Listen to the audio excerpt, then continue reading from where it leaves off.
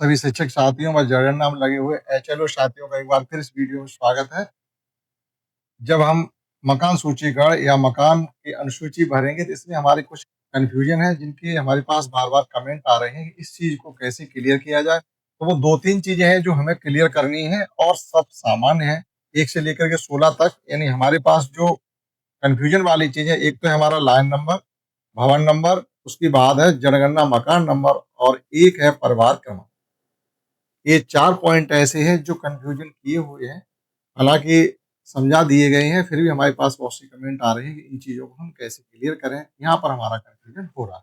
तो इस पर आपको हम सेपरेट वीडियो देने वाले हैं। अगर आप इस पर पहुँचता है आपके पास और आप देखेंगे तो आपका जो भी डाउट है वो 100% क्लियर हो जाएगा। देखिएगा जब हम ऑनलाइन इस पर करेंगे, तो जो लाइन नंबर है वो तो आपका ऑटो जनरेट होगा, इसमें आपको कुछ भी नहीं करना। जैसे स्टार्टिंग करेंगे लाइन नंबर आपका ऑटो जनरेटेड होता रहेगा, आपको नहीं। अब बात आती है मकान नंबर, जनगणना मकान नंबर, भवन नंबर, जनगणना मकान नंबर और परिवार क्रमांक। ये सब चीजें एक जैसी लग रही हैं लेकिन इनमें डिफरेंस बहुत है।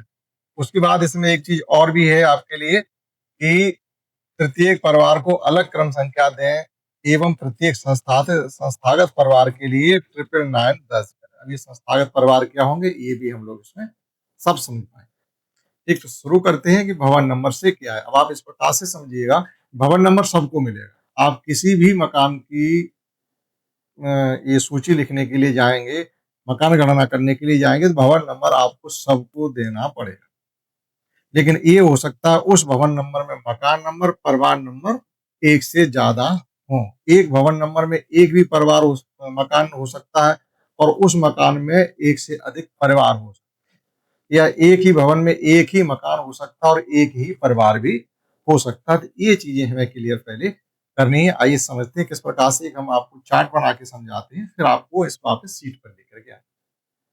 हम ये कंसीडर करते हैं कि आप एक मकान के पास पहले जाते हैं। ये कोई एक मकान है जिस पर हम पहले जाते हैं, तो आपको लिखना पड़ेगा भवन नंबर ए।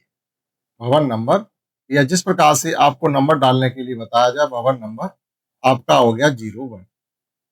अब इसमें एक ही मकान हो सकता है, इसके अंदर एक ही मकान हो सकता है, उसको आपको नंबर देना पड़ेगा 001, शायद 4 डिजिट में है।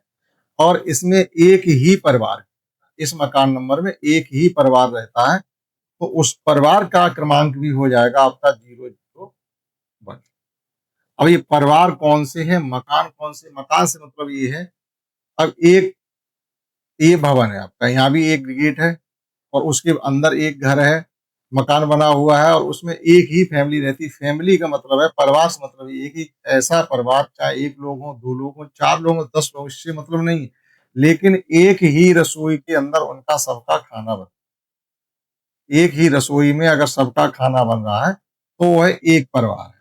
हम एक मकान में तो घुसे, लेकिन उसमें जब पता किया हमने कि हम इसमें 4 भाई रह रहे हैं और चारों की अलग-अलग खाना बनती है, तो वो 4 परिवार हो जाएँगे, लेकिन मकान नंबर उनका एक रहेगा, भवन नंबर भी एक।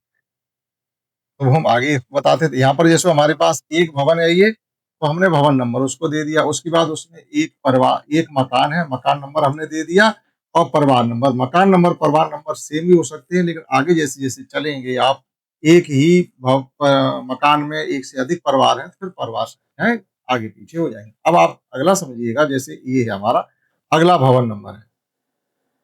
ये अगला भवन नंबर और इसमें एक मकान, ठीक। अब ये भवन नंबर तो हमारा हो गया है,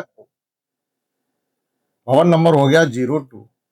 अब इसमें देखिएगा, और ये मकान नंबर भी हमारा हो गया, वहाँ मकान नंबर 001 दे चुके हैं, ये मकान नंबर हो गया 002, ये मकान नंबर हो गया। लेकिन इन केस इसमें 2 भाई ऐसे रहते हैं या 2 परिवार रहते हैं जिनकी रसोई अलग-अलग है, जिनके खाना अलग-अलग बनते हैं। तो एक परिवार ये हो गया और एक परिवार, वहाँ पर हमने परिवार क्रमांक दिया था 001। अब यहाँ पर इस परिवार को हम देंगे 002 और इस परिवार को क्रम संख्या देंगे 003। देखिएगा भवन हमारे पास अभी 2 ही हो पाए हैं, लेकिन परिवार 3 निकल के आ गए, क्योंकि अगले भवन में जो मकान था उसमें 2 परिवार रह रहे थे। परिवार को हम फिर बता दें, इस प्रकार से समझा जाएगा, अगर उनकी रसोई का खाना अलग-अलग बनता है तो अलग परिवार होगा। अब परिवार और संस्थागत परिवार में भी हम आपको डिफरेंस बताएंगे क्या होता है, और एक बेघर परिवार भी होगा, तो वो सब चीज़ हम आपको क्लियर करेंगे। पहले हमें ये समझना है मकान नंबर कैसे दिया जाएगा, परिवार नंबर कैसे दिया जाएगा और भवन नंबर कैसे दिया जाएगा। अब एक और हम डायग्राम बना के समझते हैं इसी चीज़ को। जैसे जब हम मान लीजिएगा कि ऐसे भवन में पहुँच जाते हैं जिसमें ये है हमारा भवन नंबर, फिर इसको नंबर दे दीजिएगा पहले भवन नंबर, ये हमने 03 दे दिया, ठीक? ये 03 दे दिया। अब देखिएगा इसमें मकान भी कई हो सकते हैं। जैसे एक ये मकान है और इसमें परिवार रह रहे हैं 3 और एक मकान इसमें और भी है, इसमें परिवार रह रहे हैं 4 या मान लीजिए 2 रह रहे हैं या 1 रह रहा है। तो हमने भवन नंबर तो दे दिया 003 हो गया आपका। अब परिवार मकान संख्या हम कहाँ तक दे चुके हैं 002 तक दे चुके। तो अब इस मकान को हम ये जो वाला मकान है इसको जो नंबर देंगे वो 003 आ जाएगा और ये मकान नंबर हमारा हो जाएगा 004। मतलब 4 अंक में है तो इस प्रकार से। तो ये मकान नंबर हमारे हो गए। अब परिवार पे आ जाएगा। परिवार हम कहाँ तक दे चुके हैं 003 तक परिवार हम डिस्ट्रीब्यूट कर चुके हैं। तो अगला जो परिवार होगा हमारा वो ये होगा, इसका क्रम संख्या होगी 0004 और इसकी होगी 0005 और इस परिवार की संख्या होगी 0006। इसी प्रकार से इस परिवार की संख्या हो जाएगी 007, यहाँ पर हो जाएगा आपका 008 और इस परिवार की संख्या हो जाएगी 009 और इस परिवार की संख्या हो जाएगी 010। इस प्रकार से परिवार को हम नंबर देंगे, इस प्रकार से हम मकान नंबर देंगे और इस प्रकार से हम भवन नंबर देंगे। भवन नंबर सबको ही देना है। ऐसा नहीं कि एक बड़ा सा भवन है तो उसमें ज्यादा से ज्यादा परिवार होंगे, नहीं। एक ही मकान एक ही परिवार हो सकता है। मकान एक हो सकता है लेकिन परिवार उसमें एक से अधिक हो सकता है। मकान एक ही हो सकता है, परिवार 2 या 3 4 6 भी हो सकते हैं। तो अगर उनके सबके खाना अलग अलग बनते हैं, सबकी रसोइयां सेपरेट हैं, तो आपको अलग परिवार नंबर देना पड़ेगा। ठीक। अब बात करते हैं कि जो आपके सामान्य परिवार हैं और संस्थागत परिवार, वो कह रहे संस्थागत परिवार को आपको आपको ये नंबर देना। अब संस्थागत परिवार कौन से होते हैं? जो ये सामान्य परिवार, इनका मतलब होता है वहां सगे संबंधी रह रहे, आपस में किसी न किसी तरीके से वो रिलेटेड हैं, तो सामान्य परिवार होता है। लेकिन एक ऐसा परिवार भी कहीं रह रहा है जो आपस में नहीं है। अब ऐसे परिवार कहाँ मिलेंगे आपको? हॉस्टल है हमारा, जेल है, वृद्धा आश्रम है, ठीक है, आपका कई भिक्षुक लोग रह रहे हैं, संत रह रहे हैं वहां पर, यानी अलग अलग समुदाय के लोग रह रहे हैं। भले वहां पर रसोईया एक ही है, एक ही रसोई में खाना बनता, लेकिन वो है संस्थागत परिवार का। जेल हो गई, हॉस्टल हो गया, आपका छात्रावास हो गया, मतलब हॉस्टल एक ही बात है। और जैसे वृद्धा आश्रम हो गया है, या आपका जनरल वार्ड मान लीजिएगा किसी जगह का, तो वहाँ लोग अलग अलग समुदाय से रह रहे हैं लेकिन वो आपस में संबंधी नहीं है। लेकिन हो सकता है खाना एक ही जगह से आ रहा हो, तो वो संस्थागत परिवार माना जाएगा, ना कि वो सामान्य परिवार माना। तो संस्थागत परिवार के लिए बताया जा रहा है कि उसकी सीट पर कि आपको 999 नंबर देना है। और एक है बेघर परिवार। बेघर परिवार को आपको मकान सूचीकरण में नहीं करना है। बेघर परिवार की केवल जो गणना होगी वो जनसंख्या में होगी। अभी मकान सूचीकरण में बेघर परिवारों को आपका कोई लेना देना नहीं है। बेघर से मतलब जिनके पास घर नहीं है, जो फुटपाथ पर सो रहे हैं, या किसी फ्लाईओवर के नीचे सो रहे हैं, या रेलवे स्टेशन में सो रहे हैं, या कहीं बस स्टैंड पर सो रहे हैं, या कहीं भी अपनी झुग्गी झोपड़ी बना करके साइड में सो रहे हैं, लेकिन उनका कहीं भी कोई मकान दुकान नहीं है, वो बेघर परिवार होते हैं, तो उनका अभी हमें कुछ भी नहीं करना है। अब आइए देखते हैं एक बार सीट पर, तो जो बेघर है उनका हमको जनसंख्या जब होगी 2027 में तब उनको दी। तो आप यहाँ पर सीख पाए होंगे किस प्रकार से हमें मकान भवन नंबर देना है, किस प्रकार से मकान नंबर देना है और किस प्रकार से परिवार। ठीक, एक ही भवन नंबर, एक ही मकान, एक ही परिवार हो सकता है, 2 मकान, 2 से अधिक परिवार हो सकते हैं, ये सब हो सकते हैं। हमने आपको समझाने की कोशिश की। अब इसी प्रकार से आप देखिएगा जो मकान सूचीकरण की आपको शीट मिली है उसको भी ऐसे ही भरना है। अब ये हमारे पास जो सूची मिलेगी आपको, जब आप घर-घर जाकर ये चीज़ें करेंगे। और उससे पहले एक चीज़ और आपको बता दें, आपको क्या करना है इसमें, जो 1 से लेकर के 16 पॉइंट हैं, आप चाहो तो उनका रजिस्टर बना सकते हैं। 1 से लेकर के 16 पॉइंट तक यहाँ। 1 से लेकर के 16 पॉइंट तक तो आप, क्योंकि ये जानकारी सबकी अलग-अलग होगी। और आगे 16 नंबर से जब आगे आप चलेंगे 17 से लेके 33 तक, वो लगभग सेम जानकारियाँ हैं। और किसी गांव में सबकी परिस्थितियां एक जैसी हो। किसी एक के घर के सामने सड़क पक्की है तो बगल वाले के घर के सामने भी सड़क पक्की ही होगी, तो ये बार बार हमें उनसे पूछने की जरूरत नहीं है। लेकिन 1 से लेके 16 पॉइंट ऐसे हैं जो हमें पूछने पड़ेंगे, सबके सेपरेट ही हो।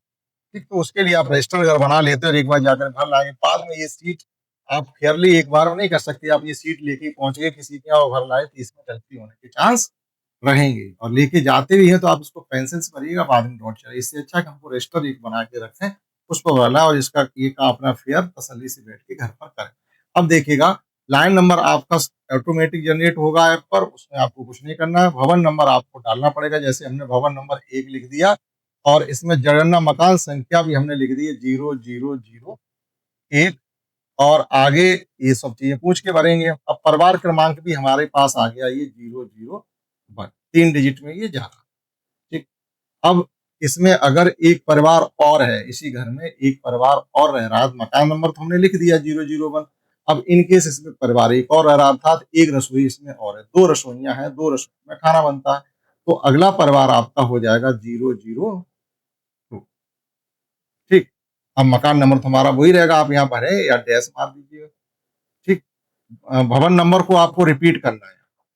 जब आप ऐप पर जाएंगे तो वहां भवन नंबर रिपीट हो जाएगा। तो रिपीट का मतलब है दोहराए, या तो इंग्लिश में अगर आपने लैंग्वेज ली तो रिपीट होकर के आएगा। ठीक, रिपीट करके आप उसी भवन में एक परिवार के लिए और विंडो, तो उसकी जानकारी भरेंगे।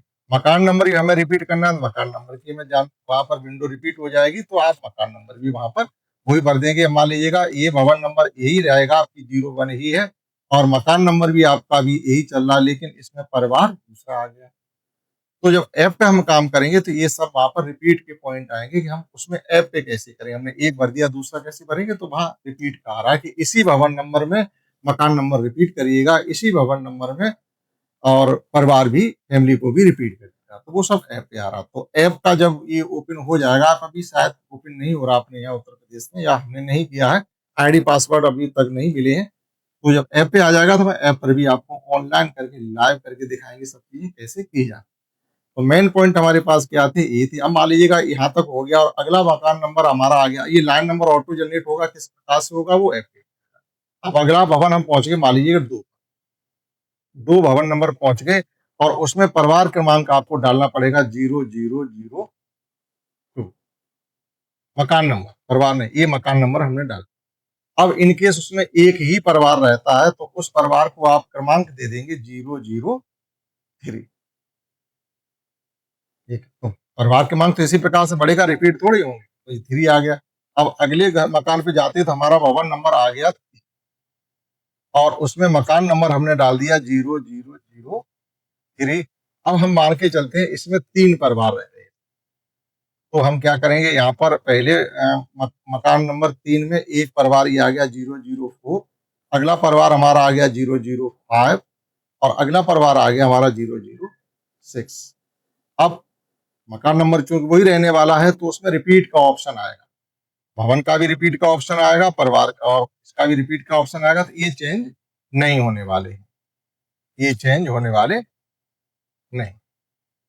ठीक है, तो इस प्रकार से हम इस सीट को कंप्लीटली साफ सुथरे तरीके से भर सकते हैं, और पॉइंट इसमें ज्यादा बताने के नहीं है। जिनमें कंफ्यूजन होने वाला केवल वो यही है कि भवन नंबर, जनगणना मकान नंबर और परिवार क्रमांक, इनको कैसे समझा जाए। भरने सभी पॉइंट है, किसी को भी छोड़ना नहीं है। हर भवन नंबर आपका इसी हासिल देते चले जाइएगा।